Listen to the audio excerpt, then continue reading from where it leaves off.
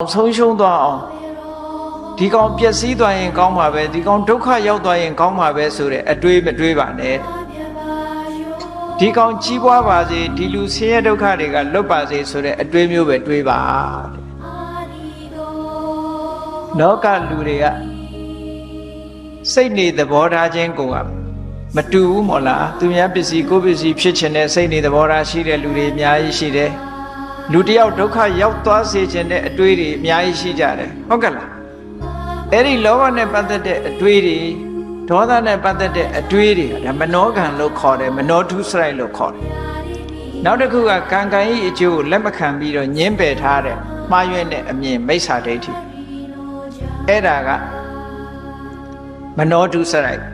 အဲ့ဒီမနောထုစရိုက်တွေကရှောင်ကျဉ်ပြီးတော့မှန်ကန်တဲ့အမြင်ကံကံဤအကျိုးကိုလက်ခံယုံကြည်တဲ့မှန်ကန်တဲ့အမြင်တမ္မာဒိဋ္ဌိရှိရမယ်။အော်သူများပစ္စည်းကိုကိုယ်ပစ္စည်းဖြစ်လို့တယ်ဆိုတဲ့လောဘနဲ့အတွေးလူတယောက်ဒုက္ခရောက်စေခြင်းတဲ့ဒေါသနဲ့တွေးတဲ့အတွေး